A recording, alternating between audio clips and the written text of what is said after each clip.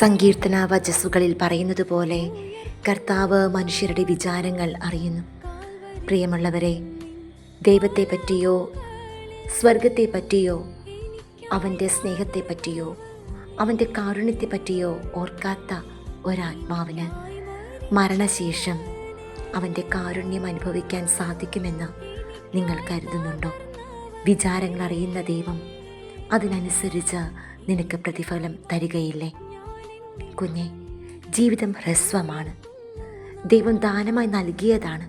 നിന്റെ ജീവനിലുള്ള പലതും നീ ആഗ്രഹിച്ചിട്ട് നേടിയതാണോ? അല്ല, എല്ലാം ദൈവത്തിൻ്റെ കരുണയും അവിടുത്തെ ദയയുമാണ്.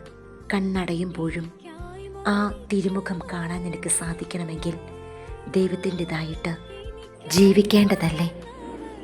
ഒപ്പം മരിച്ചുപോയ ആത്മാവിന് വേണ്ടി ഒന്ന് പ്രാർത്ഥിക്കാൻ കഴിയേണ്ടതല്ലേ? ആ നെഞ്ചോട് ചേർന്ന് നമുക്കും ആത്മാക്കൾക്ക് വേണ്ടി പ്രാർത്ഥിക്കാം.